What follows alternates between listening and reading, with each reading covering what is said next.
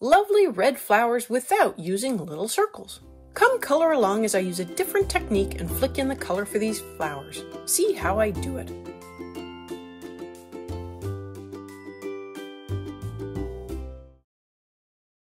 I'm coming in with orange glaze as my first layer, and I am flicking in the color from the base of each petal. I'll be working up this first flower at just slightly faster than a normal pace to show you how I am working up all of these flowers. I don't normally flick in my color, I just like the smooth effect I get when I use little circles, but I know not everyone is a fan, and they can be a little hard to get smooth coverage with, so let's embrace the less than smooth but wonderfully nuanced technique of flicking in many different colors. To prepare this page, I had to erase a little color transfer from the other page because I hadn't yet sprayed any fixative. It was easily removed with a white eraser. Once I'm finished both pages, I'll put down some final fixative. As for the other prep, I did put a white sheet of paper underneath the one I'm working on just to prevent any transfer of pressure to the pages underneath. Hi everyone, I'm Catherine, the artist behind Bigelow Fine Arts. Welcome back! I'm starting on this page from Joanna Basford's Worlds of Wonder, where I'm working on this gumball flower. This is the first video in this series. And just a little news, the community tab is open and I'll also be posting the list of colors there for ease of finding them, as well as on Patreon and Ko-fi.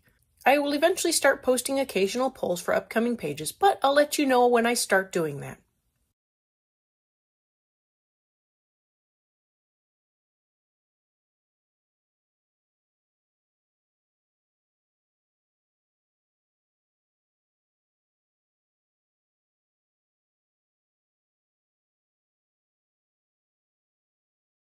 My next layer of color is Pale Geranium Lake. I know it was a little hard to tell with the orange glaze, but I am trying to flick in the color almost to the top of the petal. I'm not being super picky about it, but I do want nice long flicks of color to get as close as I can. Total coverage is not necessary since I will be coming in with many layers and many colors, and the petals will eventually get filled in. Also, by the end of the flick, my pressure on the pencil is really light, so if I do happen to go out of the end of the petal, I'll just erase it back. I do start with a little more pressure than I would normally use, but some of that is due to the fact that these polychromos are a harder pencil, and to get a nice layer of pigment, a touch more pressure is sometimes needed.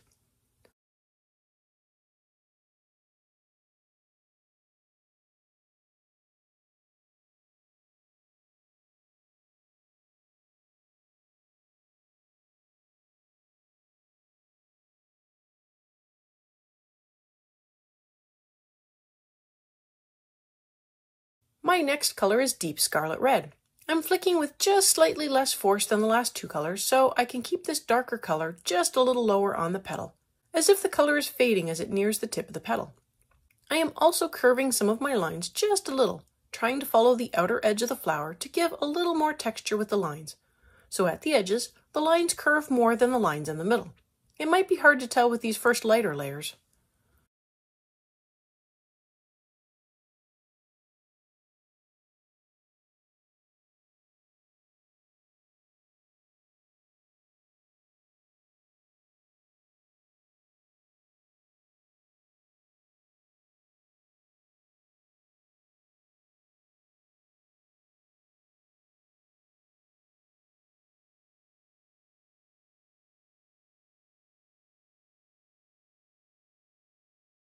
I come in with Red Violet next, and here I will be changing things up. So for this color, I wanted to use much smaller flicks to keep the color mostly to the base of the petal. But if you watch closely, I will occasionally take the color much further up.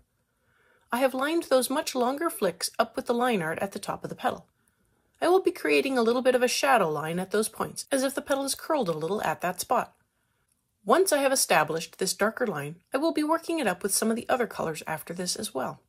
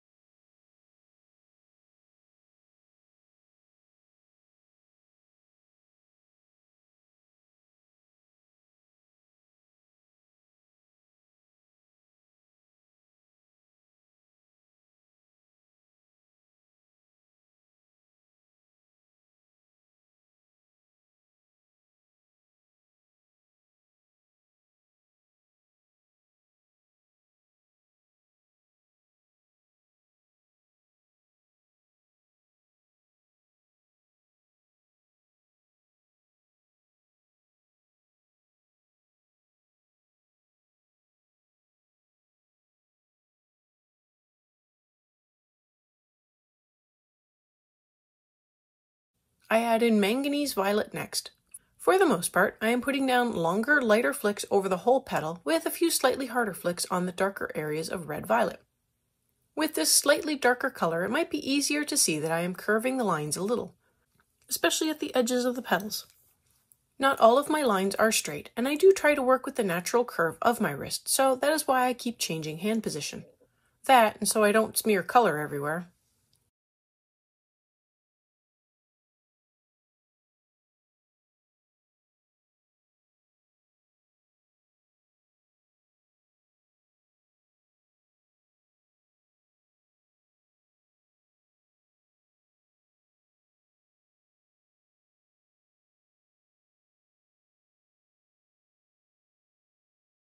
Time for the tips of the petals, and I begin with Pink Madder Lake. I flick in from the tip down, and I take the color down most of the way. The pink will not lighten any of the other layers, but it will help fill in any little gaps from previous layers.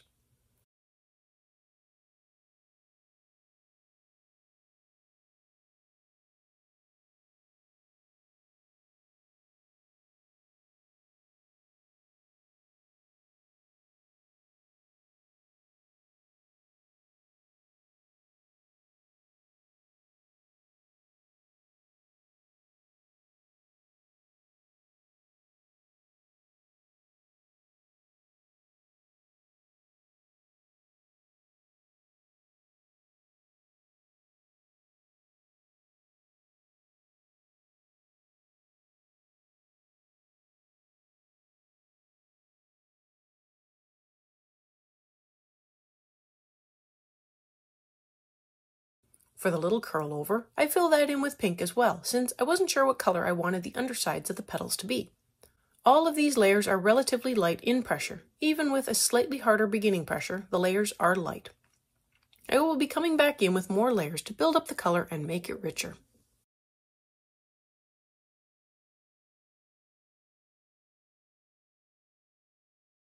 With fuchsia, I flick in more color, but I restrict it to the darker red-violet shading I put in earlier.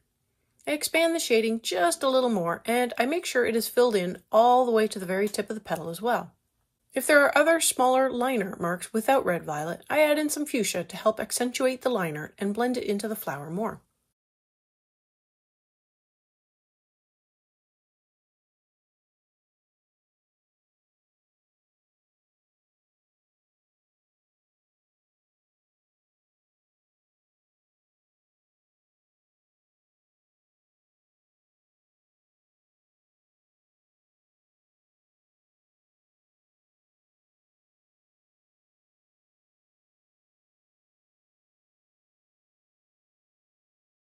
And my last color, sepia, of course. Time to build up the shadows and shading on the flower. The easiest will be at the base of the petal. I add in a line at the bottom, then I flick in with short flicks to blend the color up and away from the bottom.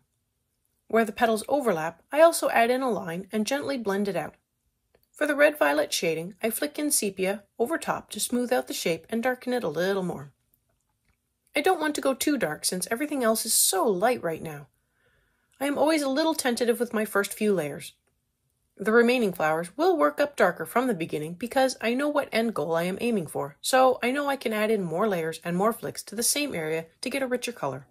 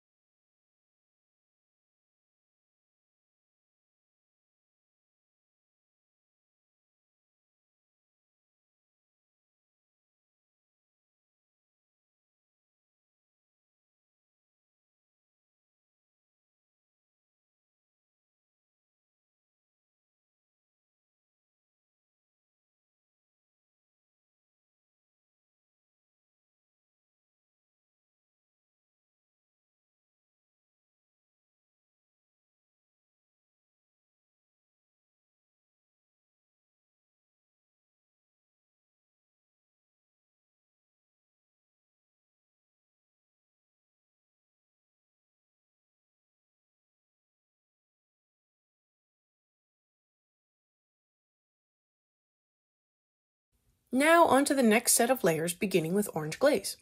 I lightly flick in color to about halfway up the petal.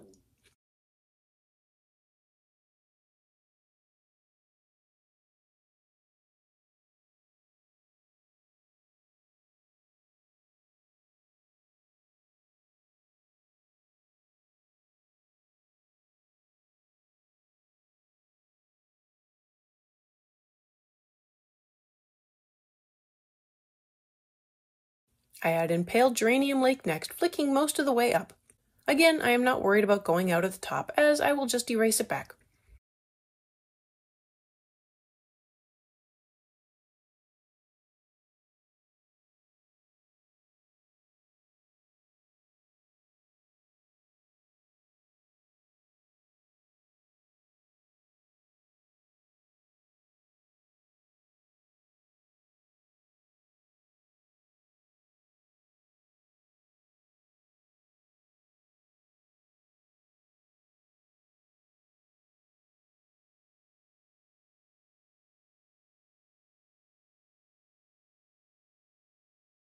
I add in 2 layers of deep scarlet red, going a little more than halfway up the petal.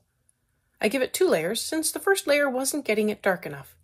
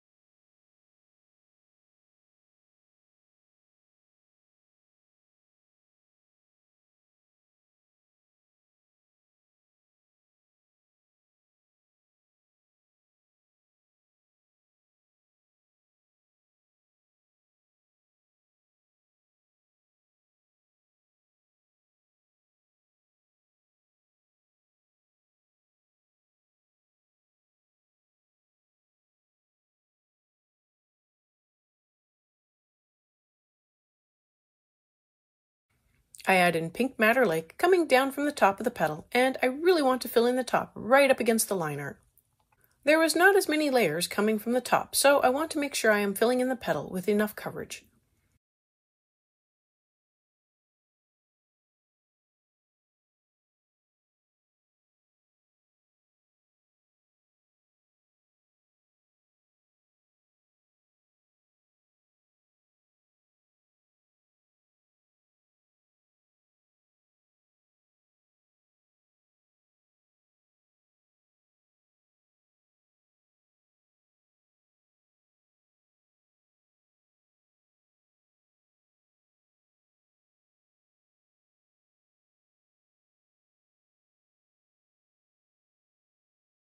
I also fill in the little curl over again.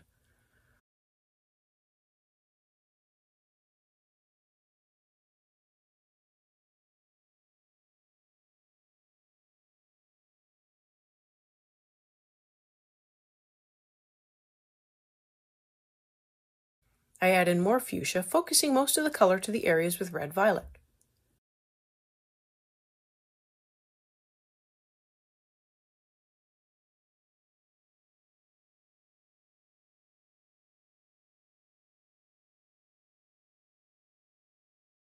For the little curl over, I add in some fuchsia underneath to create a little bit of a shadow.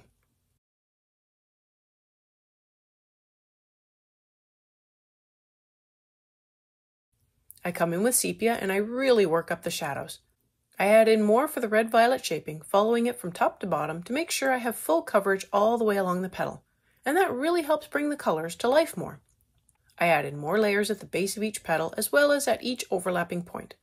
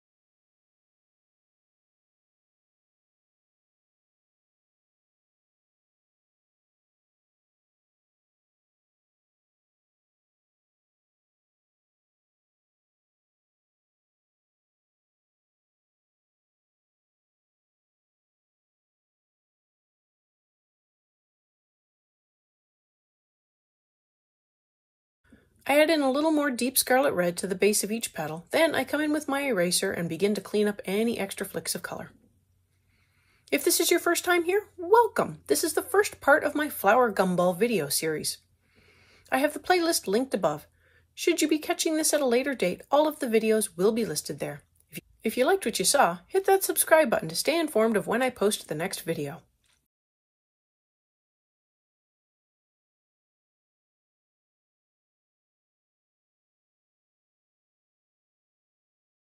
I begin with orange glaze, again covering all of the petals. Then I proceed through the list of colors, working up each layer and adding in shaping based on the line art for each petal.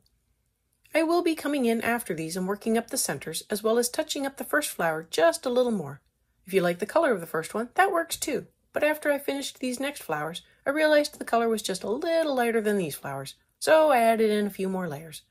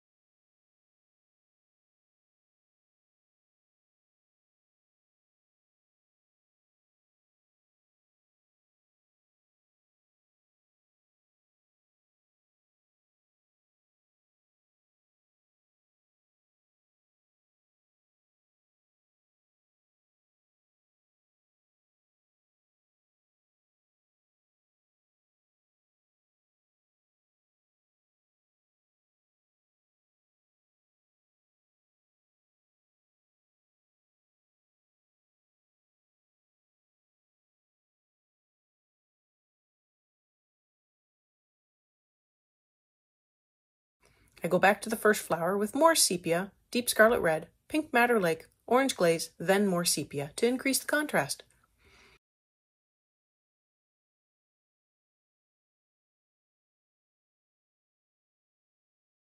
Now onto the center part, and I initially came in with cadmium yellow lemon, and ooh, that was not the right color, so skip that. Cadmium yellow is the right color for this, so begin with that one instead. I just added in the cadmium yellow over top and kept right on going. I zoomed in because this is going to be really fiddly, but I came in with orange glaze and worked up shadows for the center, which means that at the base of each of the little oval center parts, I added in a small amount of shadow. And then I did the same with red violet and finally sepia. I blended it all together with more cadmium yellow and called it done. This was really fiddly but worth the effort. The center looks a little more dimensional rather than flat.